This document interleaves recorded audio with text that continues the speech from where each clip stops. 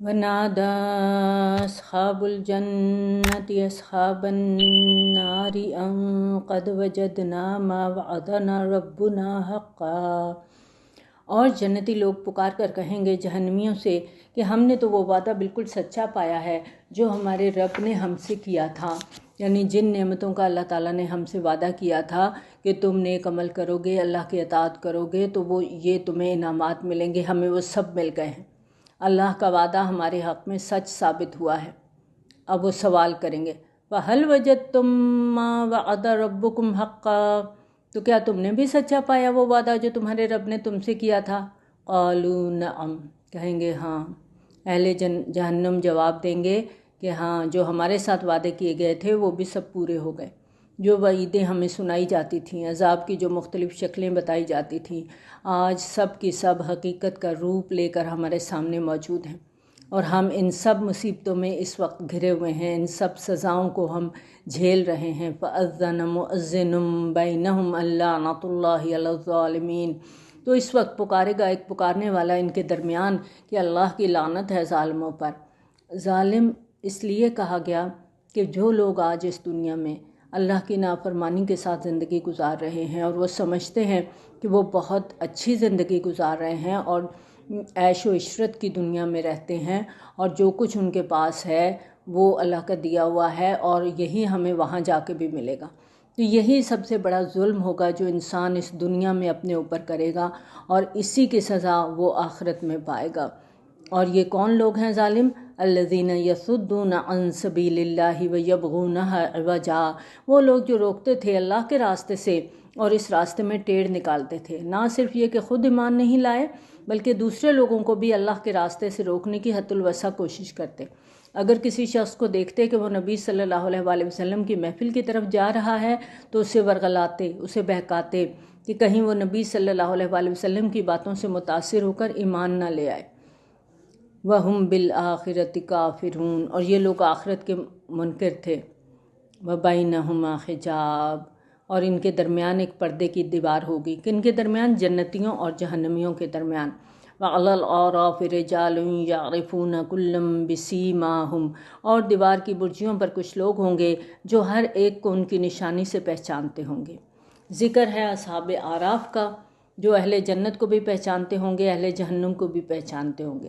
آپ نے دیکھیں جو بلند بالا قلعے ہوتے ہیں ان کے فصیلوں کے اوپر اور سائڈوں پہ عام طور پر برج اور جھروکے بنے ہوئے ہوتے ہیں، انہیں عرف کہا جاتا ہے جس کی جمع آراف ہے، بلند جگہ کے لیے آتا ہے۔ دوزخ اور جنت کی درمیانی فصیل پر یہ جگہ ہوگی جہاں سے جنت اور جہنم کے مناظر دونوں نظر آئیں گے، اور اس جگہ پر وہ لوگ ہوں گے جو دنیا میں درمیان میں چلتے رہے، یعنی کسی بھی طرف یکسو نہیں رہے۔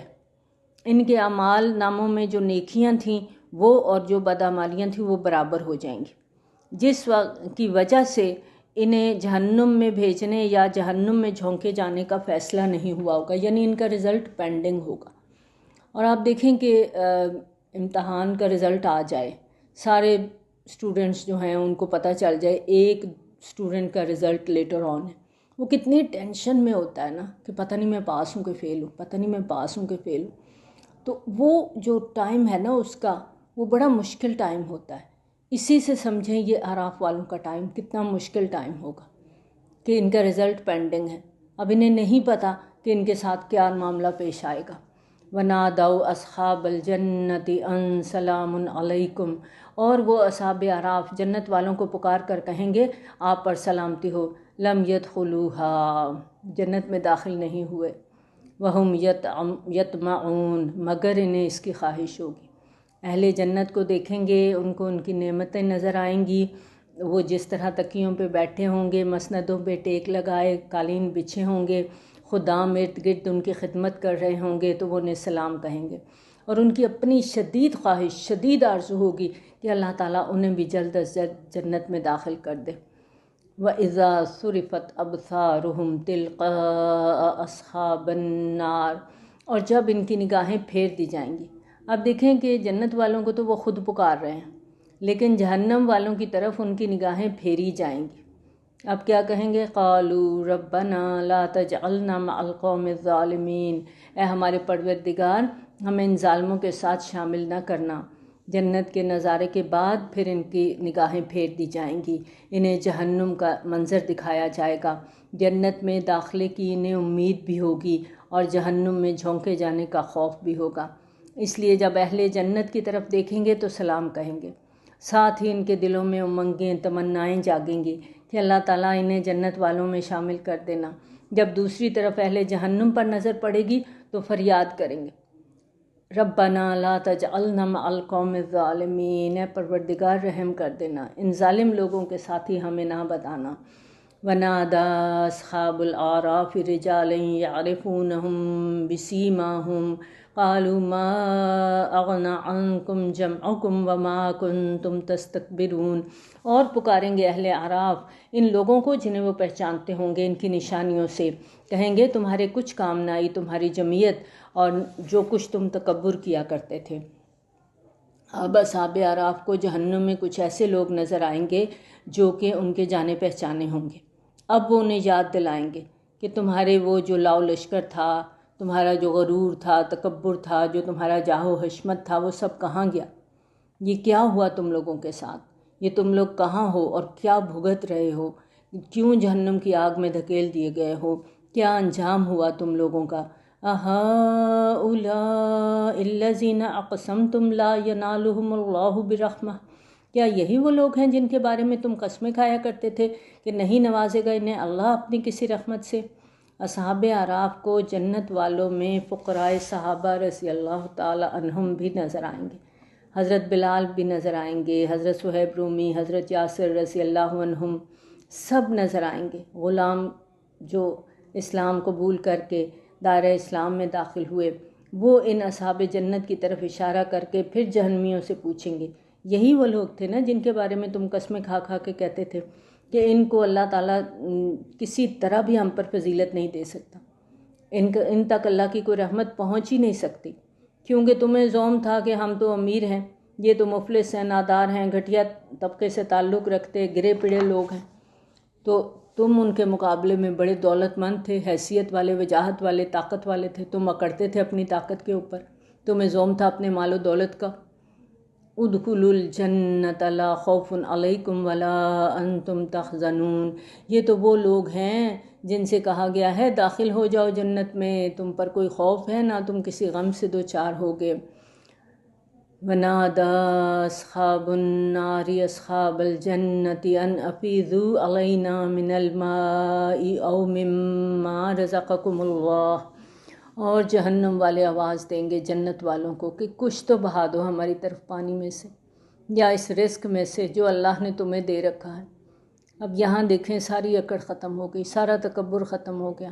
جب تھور کا کھانا ملا، جب پینے کے لیے پیپ اور لہو کا مکسچر ملا تو اس وقت چیخے چلائے، جنت والوں کو پکارنے لگے کہ کچھ تو پانی ہماری طرف ڈال دو، ہم بھی تھوڑا سا پانی پی لیں، جو کچھ تمہیں اللہ رزق دے رہا ہے کچھ ہماری طرف بھی پھینک دو، ہم بھی کھا لیں، ہم تو یہ تھوہر کھا رہے ہیں جو کڑوا کو سیلا ہے، جو حلق سے نیچے نہیں اترتا، بھوک بھی ستاتی ہے۔ اللہم لا تجعلنا منہم، یا اللہ ہمیں ان لوگوں میں شامل نہ کرنا۔ قالوا ان اللہ حرمہما علی الکافرین، وہ کہیں گے اللہ نے یہ دونوں چیزیں کافروں پر حرام کر دی، جنت کا پانی بھی اور رزق بھی۔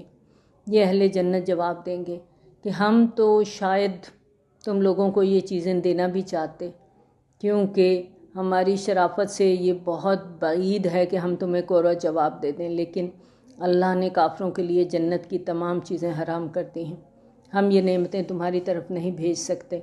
اور یہ کون لوگ تھے؟ الذین اتخذوا دینہم لہوا ولعبا وغرتہم الحیات الدنیا، یہ تھے جہنم والے، یہ تھا ان کا کام، جنہوں نے اپنے دین کو تماشا اور کھیل بنا لیا اور انہیں دنیا کی زندگی نے دھوکے میں مبتلا کر دیا۔ کیا دھوکہ تھا ان کا؟ کہ جنت جہنم کچھ نہیں ہے، یہ مولویوں کے ڈراوے ہیں، ایسا کچھ ہونے والا نہیں ہے، یہی زندگی ہے، یہیں مریں گے، یہیں جئیں گے، مٹی میں مل کے مٹی ہو جائیں گے، دوبارہ کوئی زندگی نہیں ہے۔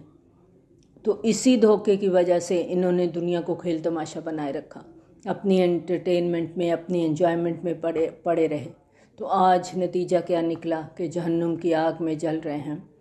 فَالْيَوْمَ نَنْسَاهُمْ كَمَا نَسُوا لِقَاءَ يَوْمِهِمْ هَٰذَا، آج کے دن ہم بھی انہیں نظر انداز کر دیں گے جیسا کہ انہوں نے اس دن کی ملاقات کو بھلائے رکھا تھا۔ زندگی میں جب یہ تھے، دنیا میں تھے، تو اس دن کی ملاقات کو بھولے ہوئے تھے۔ آج ہم بھی انہیں بھول جائیں گے، جہنم میں ڈال کے اللہ تعالیٰ بھول جائیں گے۔ لفظ نسیان کے ایک معنی تو بھول جانا ہوتے ہیں، دوسرے معنی ہوتے ہیں جان بوجھ کے نظر انداز کرنا۔ تو انہوں نے جان بوجھ کے نظر انداز کیا دنیا میں۔ دیکھیں ہمیں سب کو پتہ ہے کہ آخرت آئے گی، ہمارا یقین ہے، ایمان ہے ہمارا بینگ اے مسلم۔ اس کے باوجود ہم آخرت کے لیے کوئی تیاری تو نہیں کر پا رہے۔ کیا تیاری ہے ہماری؟ ہے کوئی تیاری؟ سوچیں ذرا، اپنے آپ پہ غور کریں۔ تو ہم جان بوجھ کے نظر انداز کر رہے ہیں نا آخرت کو۔ تو اگر آج ہم آخرت کو جان بوجھ کے نظر انداز کریں گے تو اس دن اللہ تعالیٰ ہمیں نظر انداز کر دے گا۔ اللہم لا تجعلنا منہم، یا اللہ ہمیں ان لوگوں میں شامل نہ کرنا۔ وما کانوا بآیاتنا یجحدون، اور وہ ہماری آیات کا انکار کرتے رہے۔ اور ہم لے آئے ہیں ان کے پاس ایک کتاب جس کی ہم نے پوری تفصیل بیان کر دی ہے، علم قطعی کی بنیاد پر، ہدایت بھی ہے اور رحمت بھی ان لوگوں کے لیے جو ایمان لے آئیں۔ کون سی کتاب ہے یہ قرآن جو ہمارے گھروں میں، ہمارے ہاتھوں میں ہے۔ ہم نے اس کو رمضان کے لیے فکس کیا ہوا ہے۔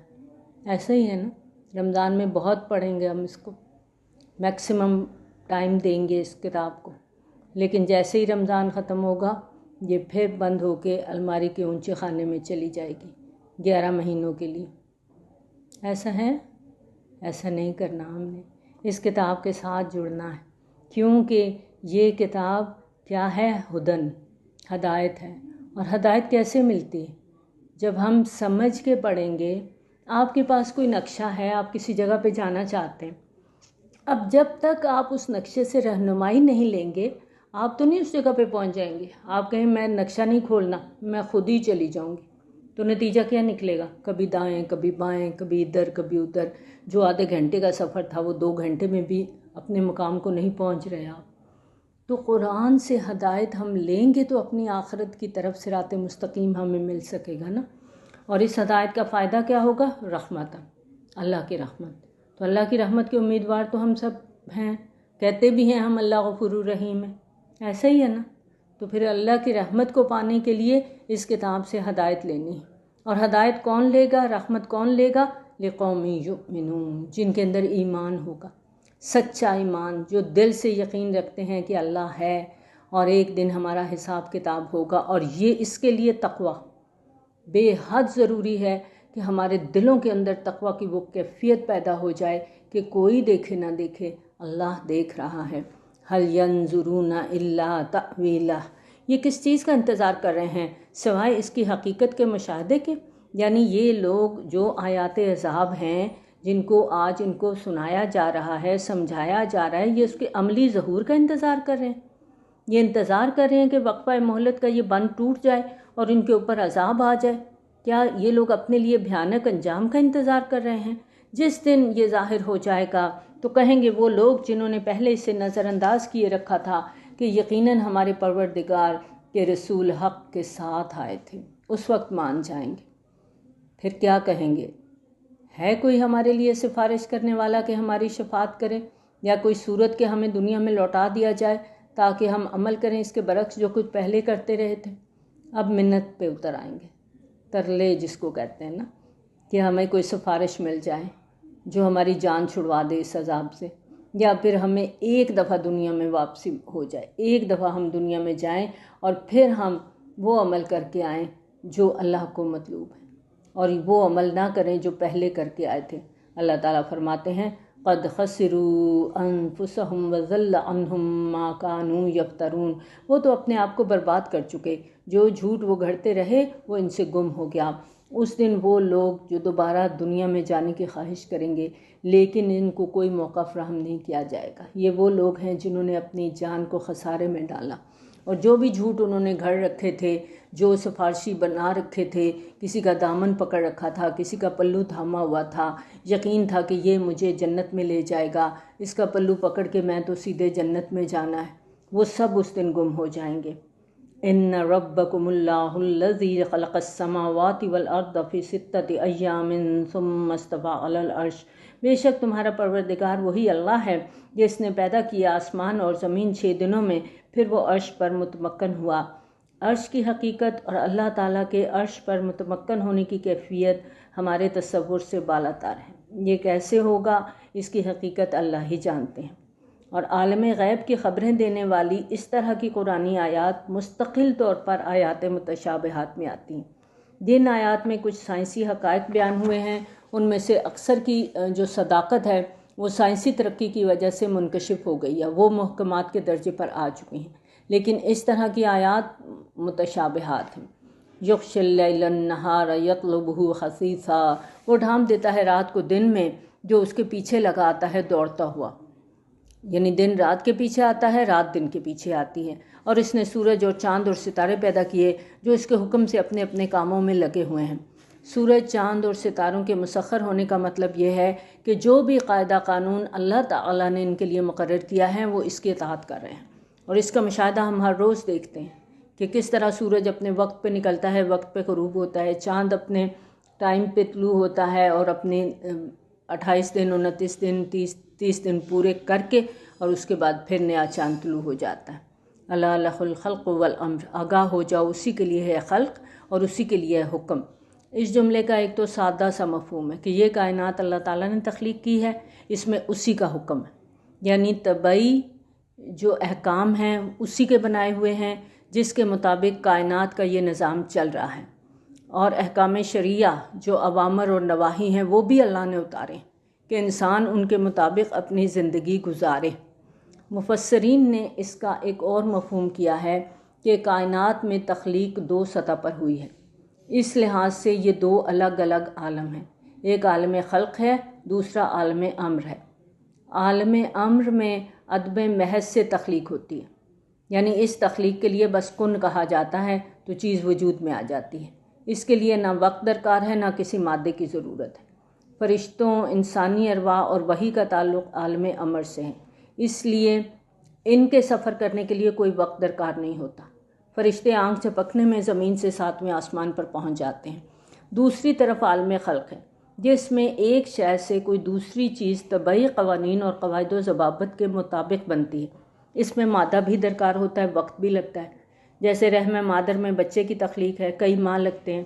آم کی گٹھلی سے پودا اگنے اور اس کو بڑھ کر درخت بننے کے لیے کئی سال کا وقت درکار ہوتا ہے۔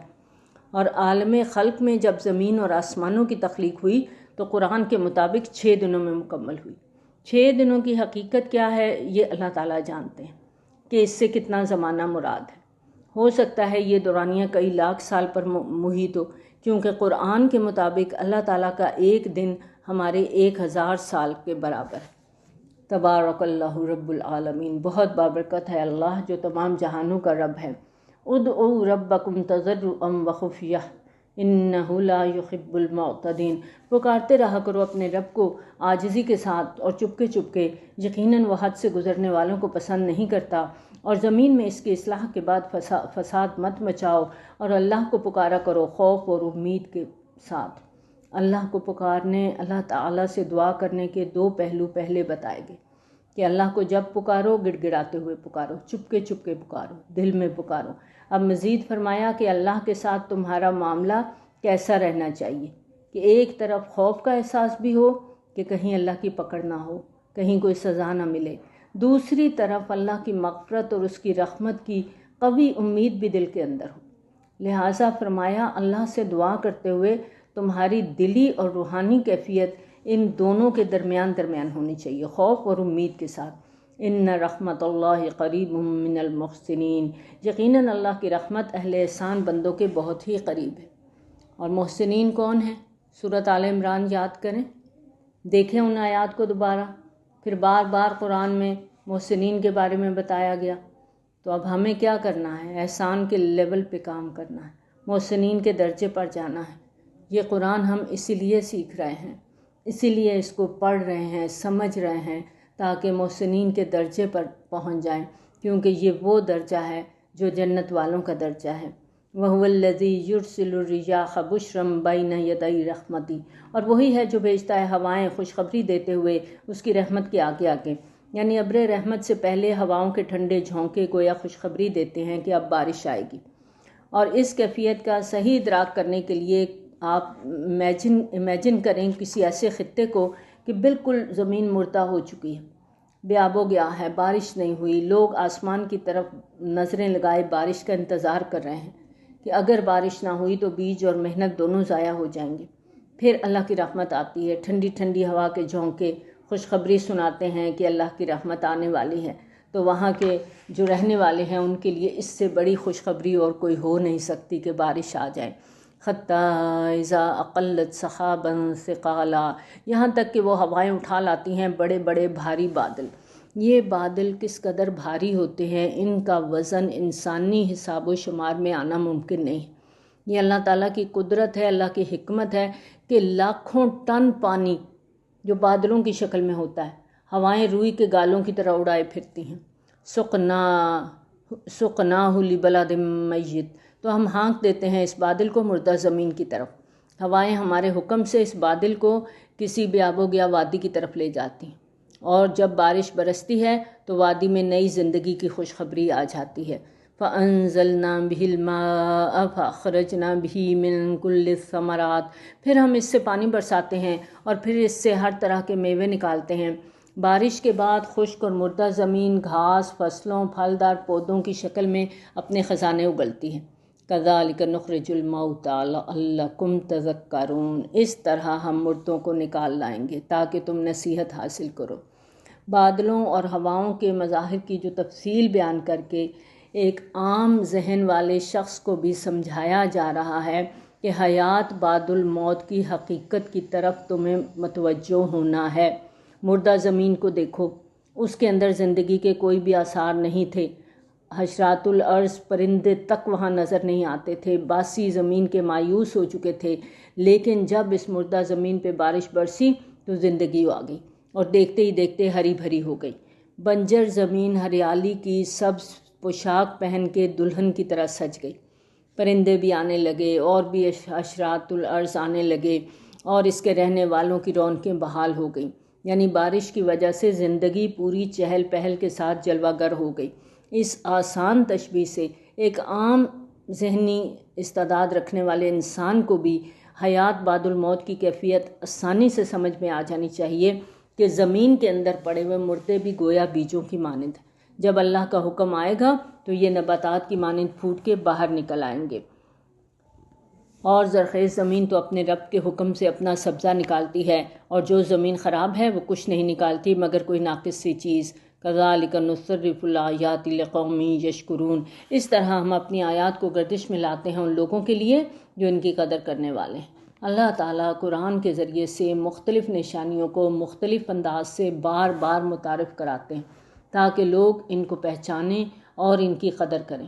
یہ اللہ تعالیٰ کا انسانوں پر بہت بڑا احسان ہے، لیکن اس سے فائدہ وہی لوگ اٹھا سکتے ہیں جو اس احسان کے قدردان ہوں، جو یہ سمجھیں کہ یہ قرآن جو اللہ تعالیٰ نے نازل کیا ہے یہ اللہ تعالیٰ کا بہت بڑا احسان ہے ہمارے اوپر کہ اس کے ذریعے سے ہم اپنی آخرت کو سنوار سکیں، اور آخرت کی تیاری کے لیے جو سلیبس ہمارے پاس ہے اس کے مطابق اپنی تیاری کریں تاکہ اس روز اللہ کی رحمت کے امیدوار ہوں۔ آگے جو آیات ہم پڑھنے جا رہے ہیں اس میں مختلف رسولوں اور ان کی قوموں کا ذکر ہے، اور جو رسول سب سے پہلے آئے وہ حضرت نوح علیہ السلام تھے، اور زیادہ مورخین کا خیال ہے کہ حضرت نوح علیہ السلام کی بعثت حضرت آدم علیہ السلام سے کوئی 2000 سال بعد کے زمانے میں ہوئی، لیکن اللہ تعالیٰ بہتر جانتے ہیں۔ اور جب حضرت نوح علیہ السلام کی بعثت ہوئی تو کل نسل انسانی اسی علاقے میں آباد تھی۔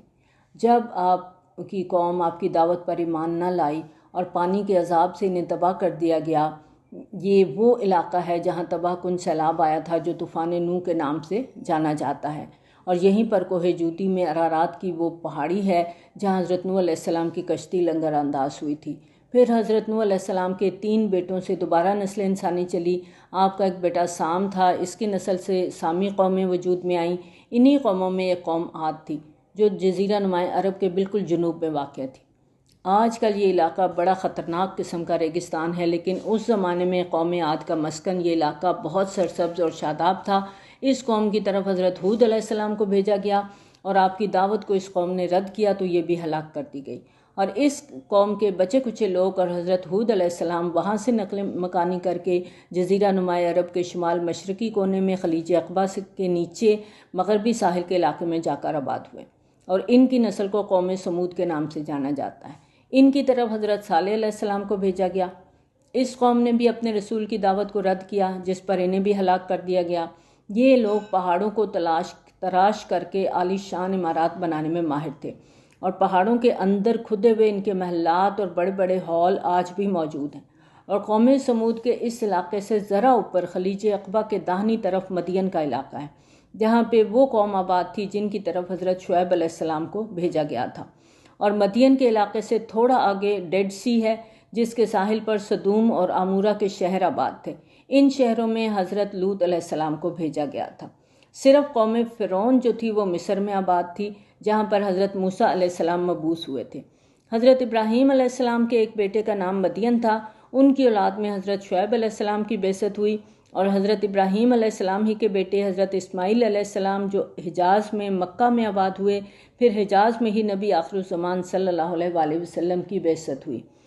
اور حضرت ابراہیم علیہ السلام کے دوسرے بیٹے حضرت اسحاق علیہ السلام تھے، جن کو آپ نے فلسطین میں آباد کیا تھا۔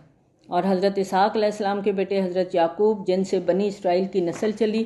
قرآن مجید میں جب ہم انبیاء اور رسول کے تذکرے پڑھتے ہیں تو یہ ساری تفصیلات ہمارے ذہن میں ہونی چاہیے تاکہ آیات ہماری سمجھ میں آ جائیں۔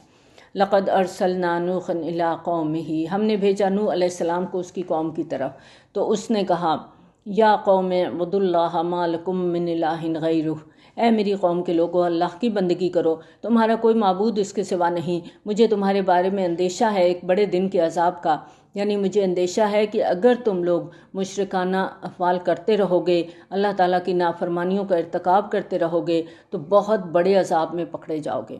قال الملأ من قومه انا لنراک فی ضلال مبین، آپ کی قوم کے سرداروں نے کہا ہم تو تمہیں کھلی ہوئی گمراہی میں مبتلا دیکھ رہے ہیں۔ یہاں آپ ایک چیز نوٹ کیجئے گا کہ جب بھی قوموں کی طرف رسول آئے، انہوں نے حق کا پیغام دیا تو انکار کرنے والے قوم کے بڑے سردار تھے، کیونکہ ان کی سرداری پہ زد پڑتی تھی، انہیں اپنی چودراہٹ ختم ہوتی نظر آتی تھی، تو اس وجہ سے انہوں نے سب سے پہلے رسولوں کا انکار کیا۔ رسول نے کہا اے میری قوم کے لوگوں، میں کسی گمراہی میں مبتلا نہیں ہوں، بلکہ میں تو رسول ہوں تمام جہانوں کے پروردگار کی طرف سے۔ میں تو تمہیں پہنچا رہا ہوں اپنے رب کے پیغامات، اور میں تمہاری خیرخواہی کر رہا ہوں، اور میں اللہ کی طرف سے وہ کچھ جانتا ہوں جو تم نہیں جانتے۔ مجھے تو تمام جہانوں کے پروردگار نے اس خدمت پہ مامور کیا ہے، میں تمہیں خبردار کروں تاکہ تم لوگ بڑے عذاب کی لپیٹ میں آنے سے اپنے آپ کو بچا سکو۔ اگر تمہارے مشرکانہ افعال اسی طرح جاری رہے، یہ شرک اسی طرح چلتا رہا تو تمہارے اوپر کتنی بڑی تباہی آ سکتی ہے، تم لوگ اس کا اندازہ بھی نہیں کر سکتے۔ لیکن مجھے اپنے پروردگار کی طرف سے اس کے بارے میں مسلسل آگاہ کیا جا رہا ہے۔ کیا تمہیں اس بات پر تعجب ہوا کہ تمہارے پاس تمہارے رب کی طرف سے ایک یاد دہانی تم ہی میں سے ایک فرد کے ذریعے سے آئی تاکہ وہ تمہیں خبردار کرے اور تم بچ سکو اور تم پر رحم کیا جائے؟ تو انہوں نے اس کو جھٹلا دیا، حالانکہ نوح علیہ السلام انہی کی قوم میں سے تھے، انہی میں سے تھے، پھر بھی انہوں نے جھٹلا دیا۔ تو بچا لیا ہم نے اس کو اور جو اس کے ساتھی تھے کشتی میں، اور ہم نے غرق کر دیا ان لوگوں کو جنہوں نے ہماری آیات کو جھٹلایا۔ انہم کانوا قوما عمین، یقیناً وہ اندھے لوگ تھے، یعنی یہ ایسی قوم تھی کہ آنکھیں ہونے کے باوجود اللہ تعالیٰ کی نشانیوں کو دیکھنے اور حق کو پہچاننے سے انکار کر رہی تھی۔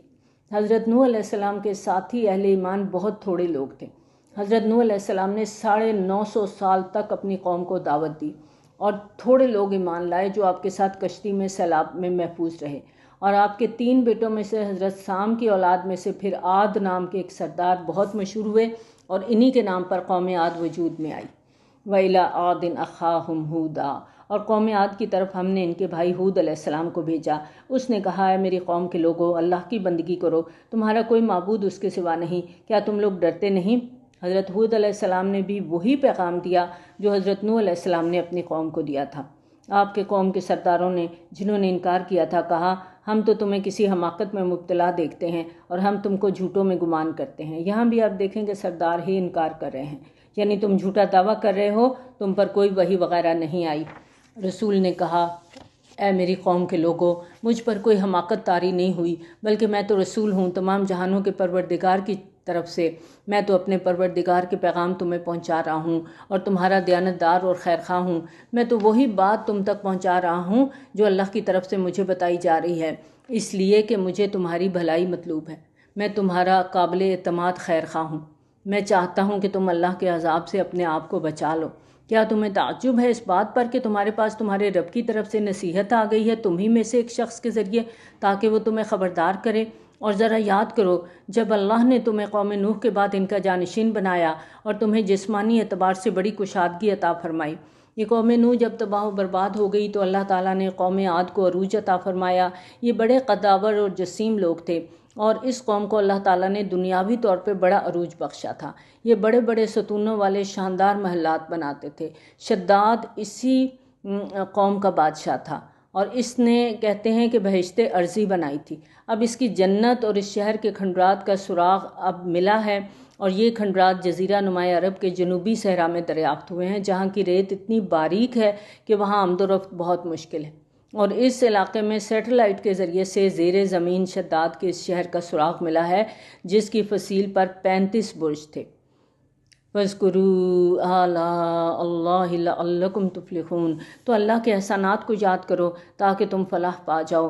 انہوں نے کہا، اے ہود علیہ السلام، کیا تو ہمارے پاس اس لیے آیا ہے کہ ہم صرف اللہ کی بندگی کریں جو اکیلا ہے، اور ہم چھوڑ بیٹھے ان کو جن کو پوچھتے تھے ہمارے آباء و اجداد؟ تو لے آؤ ہم پر عذاب جس کی تم ہمیں دھمکی دے رہے ہو اگر تم سچے ہو۔ اور یہ ہمیشہ سے ہوتا آیا ہے کہ جب بھی کسی قوم پر زوال آیا تو ان کے عقائد بگڑ گئے۔ اللہ کے رسول کے بتائے ہوئے سیدھے راستے کو چھوڑ کر یہ لوگ بت پرستی اور شرک میں مبتلا ہو گئے۔ اولیاء اللہ کی عقیدت کی وجہ سے ان کے ناموں کے بت بناتے یا ان کی قبروں کی پرستش شروع کر دیتے۔ یہ سامنے کے معبود ان کو اس اللہ کے مقابلے میں زیادہ اچھے لگتے تھے جو غیب تھا۔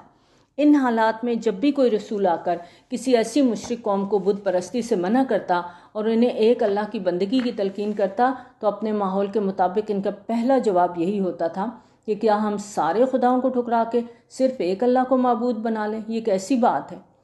ہود علیہ السلام نے فرمایا، تم پر تمہارے رب کی طرف سے عذاب اور اس کا غضب واقع ہو چکا ہے، یعنی جو ہر دھرمی تم دکھا رہے ہو اب اللہ کا عذاب اور اس کا قہر تم پر مسلط ہو چکا ہے، یہ ابھی تمہیں نظر نہیں آ رہا۔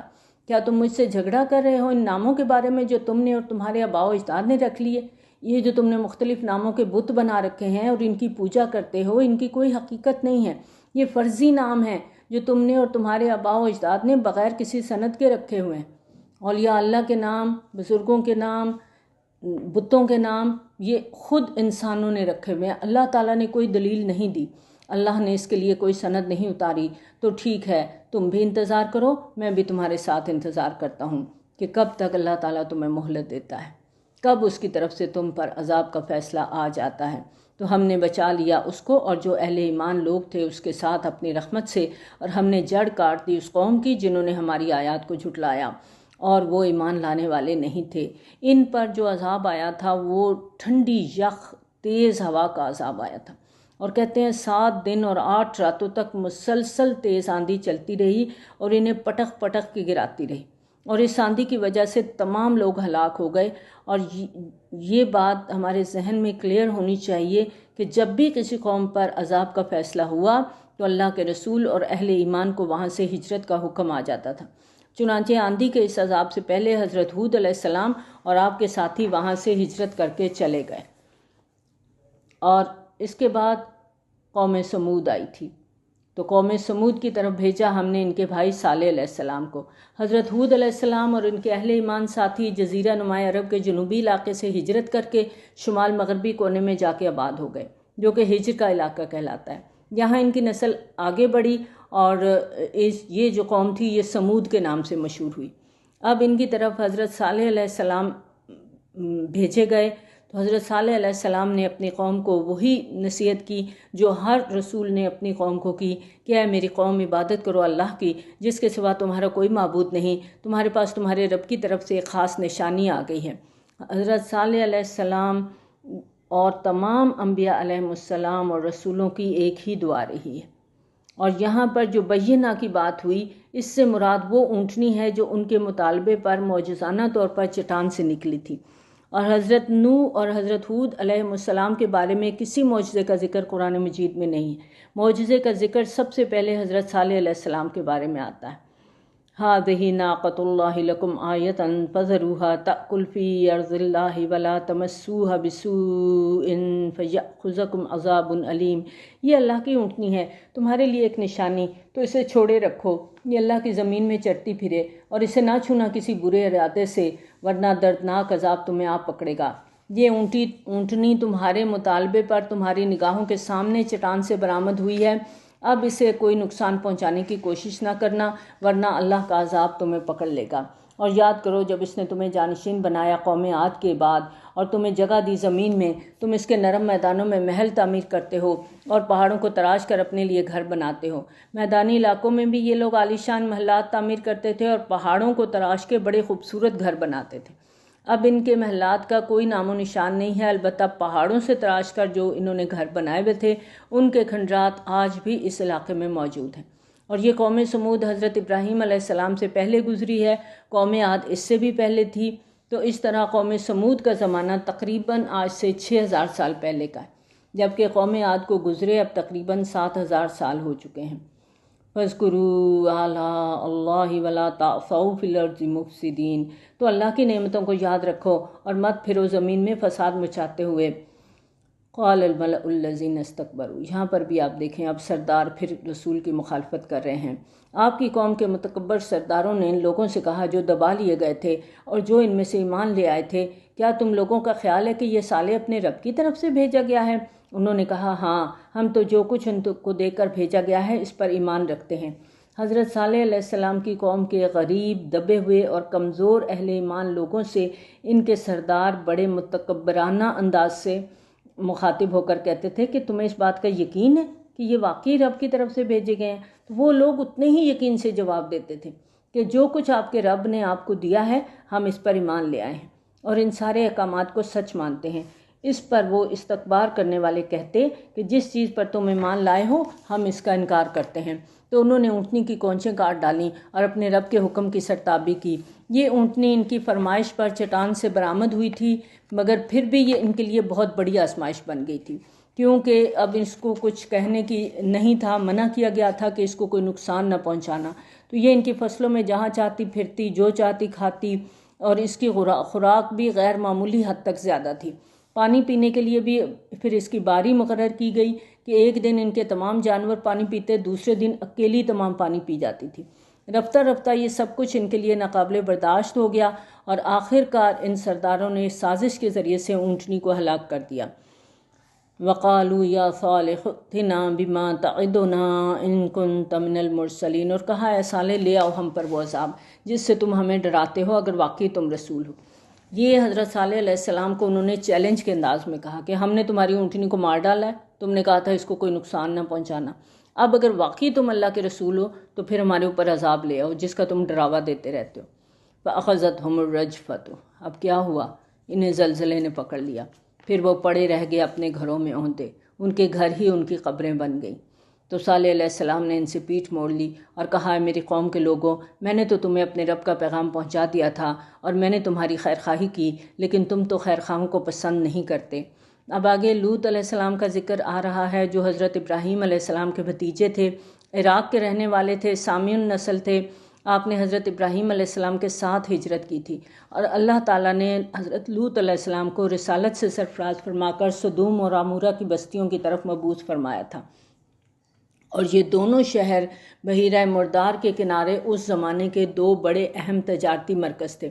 اس زمانے میں جو بھی تجارتی قافلے ایران اور عراق کے راستے مشرق سے مغرب کی طرف جاتے تھے وہ فلسطین اور مصر کو جاتے ہوئے سدوم اور عمورہ کے شہروں سے ہو کر گزرتے تھے۔ اس اہم تجارتی شاہراہ پر واقع ہونے کی وجہ سے ان شہروں کے اندر بہت زیادہ خوشحالی تھی، لیکن ان لوگوں میں جو بہت بڑی برائی جو دنیا میں کبھی کسی کے اندر نہیں تھی وہ یہ پیدا ہو گئی تھی، وہ یہ کہ ہومو سیکشولیٹی، جس کی وجہ سے ان پر عذاب آیا۔ حضرت لوط علیہ السلام اس قوم میں سے نہیں تھے، اور سورۃ عنکبوت کی آیت نمبر 26 میں ہمیں لوط علیہ السلام کی ہجرت کا بھی ذکر ملتا ہے کہ آپ عراق سے ان شہروں کی طرف مبعوث ہو کر آئے تھے۔ اور حضرت نوح، حضرت ہود اور حضرت صالح علیہ السلام کا زمانہ حضرت ابراہیم علیہ السلام سے پہلے کا ہے، جبکہ حضرت لوط علیہ السلام حضرت ابراہیم علیہ السلام کے ہم عصر تھے۔ وَلُوطًا إِذْ قَالَ لِقَوْمِهِ، اور لوط علیہ السلام کو ہم نے بھیجا جب اس نے کہا اپنی قوم سے، اگرچہ لوط علیہ السلام اپنی قوم میں سے نہیں تھے لیکن ان کی طرف مبعوث ہوئے، وہاں جا کے آباد ہو جانے کی وجہ سے ان لوگوں کو آپ کی قوم قرار دیا گیا۔ کیا تم ایسی بے حیائی کا ارتکاب کر رہے ہو جو تم سے پہلے تمام جہان والوں میں کسی نے بھی نہیں کی؟ یعنی اجتماعی طور پر پوری قوم کا ایک شرمناک فعل اس انداز سے انہوں نے اپنا لیا تھا کہ اسے اپنا شعار بنا لیا تھا، اور کھلم کھلا اس کا ارتکاب کرتے تھے، محفلوں میں بیٹھ کے سامنے یہ کام کرتے تھے، اور اس میں شرمانے کی بجائے یہ لوگ فخر کرتے تھے۔ اور یہ جو فعل وہ کر رہے تھے اس کی مثال تاریخ انسانی کے اندر کہیں نہیں ملتی۔ تم مردوں کا رخ کرتے ہو شہوت کے ساتھ عورتوں کو چھوڑ کر، بلکہ تم ہو ہی حد سے تجاوز کرنے والی قوم۔ یعنی تمہارا یہ فعل اصول فطرت کے بھی خلاف ہے، قانون طبعی سے بھی ٹکراتا ہے۔ تو نہیں تھا اس کی قوم کا جواب سوائے اس کے کہ انہوں نے کہا نکالو ان کو اپنی بستی سے، یہ لوگ بڑے پاک باز بنتے ہیں۔ اب کوئی معقول جواب تو تھا نہیں، شرم و حیا کو پہلے ہی وہ بالائے طاق رکھ چکے تھے۔ کوئی دلیل، کوئی عذر، کوئی معذرت جب کچھ بھی نہیں بن پڑا تو حضرت لوط علیہ السلام اور ان کے گھر والوں کو شہر بدر کرنے کے درپے ہو گئے۔ اور حضرت لوط علیہ السلام کی بیوی اسی مقامی قوم سے تعلق رکھتی تھی، وہ آخر وقت تک اپنی قوم کے ساتھ ملی رہی۔ تو حضرت لوط علیہ السلام اللہ کے حکم سے اپنی بیٹیوں کو لے کر عذاب آنے سے پہلے وہاں سے نکل گئے، تو ہم نے نجات دے دی اس کو اور اس کے گھر والوں کو، سوائے اس کی بیوی کے، وہ ہو گئی پیچھے رہنے والوں میں سے، اور ہم نے برسائی ان پر بارش، تو دیکھو کیا انجام ہوا مجرموں کا۔ ان پر پتھروں کی بارش ہوئی تھی اور اس کے ساتھ شدید زلزلہ بھی تھا، اور ان کی بستیاں الٹ کر بحیرہ مردار کے اندر دفن ہو گئی تھی۔ اور قوم لوط اور نبی صلی اللہ علیہ وآلہ وسلم کے مخاطب مشرکین مکہ کے درمیان زمانی اور مکانی لحاظ سے یہ زیادہ دور نہیں تھا۔ اس قوم کے قصے اہل عرب کی تاریخی روایات کے اندر موجود تھے، چنانچہ اہل مکہ اس قوم کے حسرتناک انجام سے اچھی طرح واقف تھے۔ وَإِلَىٰ مَدْيَنَ أَخَاهُمْ شُعَيْبًا، اور قوم مدین کی طرف ہم نے ان کے بھائی شعیب علیہ السلام کو بھیجا۔ حضرت شعیب علیہ السلام کا تعلق اسی قوم سے تھا، اس لیے ان کا بھائی قرار دیا گیا۔ جیسے کہ پہلے بھی ہم نے پڑھا تھا کہ حضرت ابراہیم علیہ السلام کی تیسری بیوی کا نام قطورہ تھا، ان سے آپ کے کئی بیٹے ہوئے جن میں سے ایک کا نام مدین تھا، جو اپنی اولاد کے ساتھ خلیج عقبہ کے مشرقی ساحل پر آباد ہو گئے۔ یہ علاقہ ان لوگوں کی وجہ سے بعد میں مدین ہی کے نام سے معروف ہوا، اور مدین کا علاقہ بھی اس بین الاقوامی تجارتی شاہراہ پر واقع تھا جو اس زمانے میں فلسطین سے یمن کو جاتی تھی۔ اس لحاظ سے اہل مدین بڑے خوشحال لوگ تھے، تو ان میں بہت سی کاروباری اور تجارتی بدعنوانیاں پیدا ہو گئی تھی۔ اس قوم کی اصلاح کے لیے حضرت شعیب علیہ السلام کو مبعوث کیا گیا۔ اس نے کہا ہے میری قوم کے لوگوں، اللہ کی بندگی کرو، تمہارا کوئی معبود نہیں اس کے سوا، تمہارے پاس تمہارے رب کی طرف سے کھلی دلیل آ چکی ہے۔ وہی پیغام جو تمام انبیاء نے دیا وہی حضرت شعیب علیہ السلام نے اپنی قوم کو دیا، تو ناپ اور تول پورا کیا کرو اور لوگوں سے ان کی چیزیں کم نہ کیا کرو، اور زمین میں اس کی اصلاح کے بعد فساد مت مچاؤ، یہی تمہارے لیے بہتر ہے اگر تم مومن ہو۔ اہل مدین کیونکہ کاروباری لوگ تھے تو ان کے ہاں جو خاص خرابی اجتماعی طور پہ پیدا ہو گئی تھی، یہ ناپ تول میں کمی کرتے تھے۔ یہاں یہ نقطہ بھی قابل توجہ ہے کہ حضرت ابراہیم علیہ السلام سے قبل زمانے کی جن 3 اقوام کا ذکر قرآن میں آتا ہے، قوم نوح، قوم ہود اور قوم صالح، ان میں سوائے شرک کے اور کسی خرابی کی ہمیں ڈیٹیل نہیں ملتی۔ لیکن اس زمانے تک انسانی تمدن بہت سادہ تھا کہ ابھی اعمال کی وہ خرابیاں اور گندگیاں ان کے اندر نہیں آئی تھیں۔ اس لحاظ سے دیکھا جائے تو جنسی برائیاں سب سے پہلے قوم لوط میں آئیں اور مالی بدعنوانیاں سب سے پہلے اہل مدین میں پیدا ہوئیں۔ وَلَا تَقْعُدُوا بِكُلِّ صِرَاطٍ تُوعِدُونَ، اور نہ بیٹھا کرو ہر راستے پر ڈرانے دھمکانے کے لیے۔ یعنی یہ لوگ رہزنی بھی کرتے تھے، تجارتی قافلوں کو لوٹتے، ڈرا دھمکا کے ان سے بھتہ وصول کرتے، اور ان باتوں سے حضرت شعیب علیہ السلام انہیں منع کرتے تھے، اور اللہ کے راستے سے روکنے کے لیے ہر اس شخص کو جو ایمان لاتا ہے اور اس راہ کو کج کرتے ہوئے، اور یاد کرو جب کہ تم تعداد میں تھے، کم تعداد میں تھے تو اللہ نے تمہاری تعداد زیادہ کر دی، اور یہ بھی دیکھو کہ مفسدوں کا کیسا کچھ انجام ہوتا رہا، اور اگر تم میں سے ایک گروہ ایمان لے آیا اس چیز پر جو مجھے دے کر بھیجا گیا ہے اور ایک گروہ ایمان نہیں لایا فاصبروا حتی یحکم اللہ بیننا وہو خیر الحاکمین، تو تم صبر کرو یہاں تک کہ اللہ ہمارے درمیان فیصلہ کر دے، یقیناً وہ بہترین فیصلہ کرنے والا ہے۔ یہیں پہ اس کو مکمل کرتے ہیں۔ یہ حضرت شعیب علیہ السلام نے اپنی قوم کو نصیحت کی اور ان کو منع کیا کہ وہ ناپ تول میں کمی نہ کریں، قافلوں کو نہ لوٹیں اور حق کا سچ کا ساتھ دیں اور اپنی تجارت کو ایمانداری کے اصولوں پر چلائیں۔ وآخر دعوانا ان الحمد للہ رب العالمین۔ سبحانک اللہم وبحمدک، نشہد ان لا الہ الا انت، نستغفرک ونتوب الیک۔ السلام علیکم ورحمۃ اللہ وبرکاتہ۔